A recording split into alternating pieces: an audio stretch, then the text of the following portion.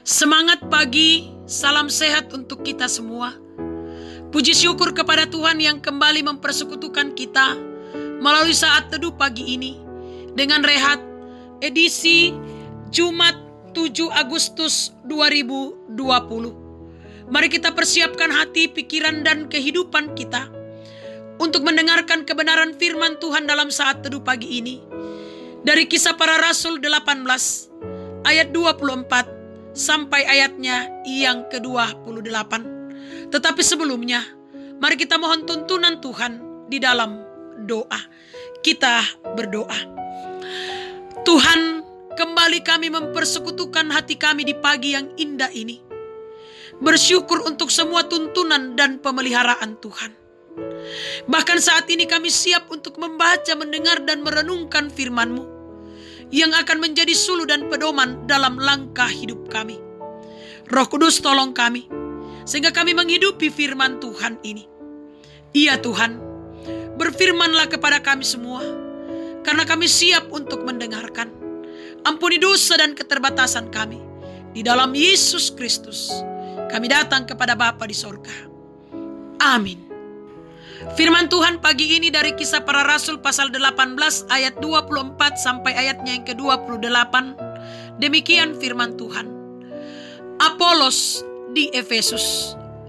Sementara itu datanglah ke Efesus seorang Yahudi bernama Apolos yang berasal dari Alexandria. Ia seorang yang fasih berbicara dan sangat mahir dalam soal-soal kitab suci. Ia telah menerima pengajaran dalam jalan Tuhan.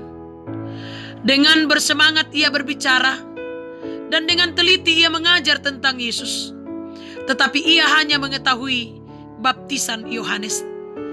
Ia mulai mengajar dengan berani di rumah ibadat. Tetapi setelah Priskila dan Aquila mendengarnya, mereka membawa dia ke rumah mereka dan dengan teliti menjelaskan kepadanya jalan Allah. Karena Apolos ingin menyeberang ke Akaya, saudara-saudara di Efesus mengirim surat kepada murid-murid di situ supaya mereka menyambut dia. Setibanya di Akaya, maka ia oleh kasih karunia Allah menjadi seorang yang sangat berguna bagi orang-orang yang percaya. Sebab dengan tak jemu-jemunya ia membantah orang-orang Yahudi di muka umum dan membuktikan dari kitab suci bahwa Yesus adalah Mesias. Amin. Dari perikop pembacaan kita diberi tema saling melengkapi. Sipaganna, jemaat yang dikasihi Tuhan. Sekaya-kayanya seseorang pasti masih membutuhkan orang lain.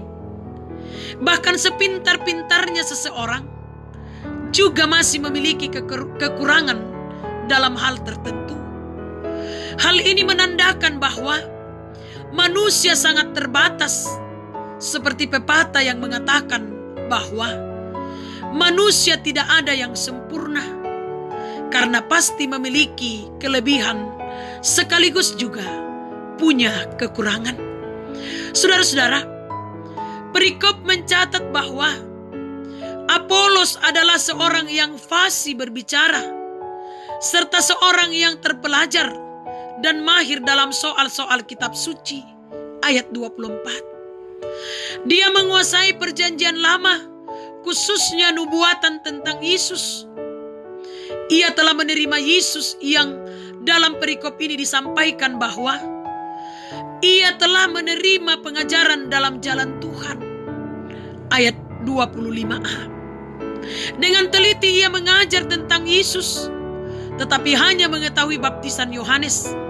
Sehingga Priskila dan Aquila yang telah menerima dan percaya kepada Yesus melalui pengajaran Paulus, yang mendengar pengajarannya, mengajak ke rumahnya dan menjelaskan kepadanya tentang pengajaran yang benar dalam jalan Tuhan.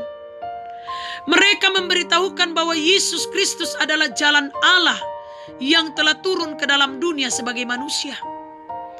Pengajaran Priskila dan Aquila menjadi alat anugerah yang membawa Apolos ke dalam kebenaran yang utuh dan kemudian memperlengkapi dia untuk mengabarkan Injil sampai ke Akaya.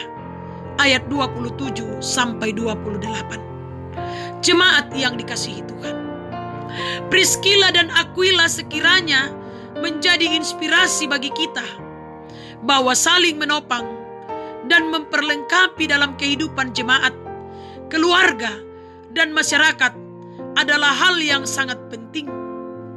Kelebihan yang ada pada kita adalah anugerah Allah yang dapat digunakan untuk saling memperlengkapi satu dengan yang lain. Kiranya Roh Kudus terus menolong kita. Amin. Mari kita berdoa. Terima kasih Tuhan, firman-Mu telah dibentangkan di tengah-tengah kehidupan kami. Kiranya kuasa Roh Kudus yang memampukan kami mewujudkan dalam kehidupan kami, sehingga kami saling melengkapi dalam hidup dan kehidupan ini. Bapa yang Maha Kasih dalam kerajaan surga, kami percayakan kehidupan kami hari ini ke dalam tangan-Mu. Kami tahu bersama dengan Tuhan kami akan aman dan tentram.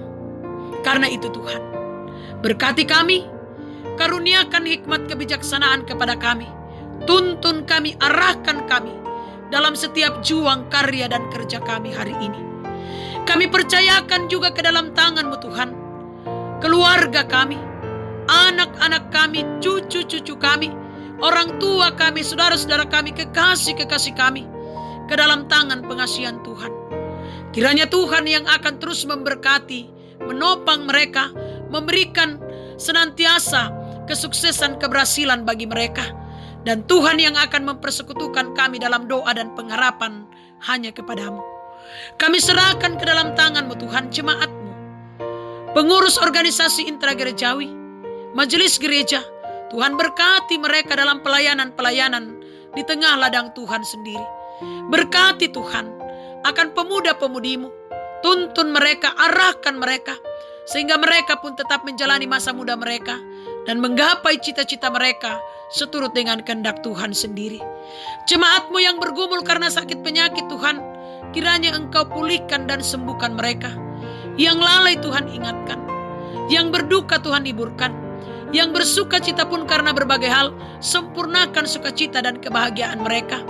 Para janda, duda, anak yatim dan piatu, orang tua dalam usia lanjut, dampingi mereka dalam menjalani hidup dan kehidupan ini. Ajar kami saling mendoakan satu dengan yang lain. Pemerintah kami berkati, bangsa dan negara kami berkati Tuhan, khususnya Kota Bontang yang kami cintai ini. Kiranya tetap aman dan tentram, di dalamnya kami tetap memuji memuliakan nama Tuhan. Iya Tuhan, berperkaralah dalam pandemi COVID-19 Tuhan. Beri kesabaran bagi kami untuk menanti pemulihan daripada Tuhan sendiri. Ya Bapa, tuntun kami dalam menjalani masa new normal, sehingga kami tetap menjalaninya dalam bingkai kasih Tuhan sendiri.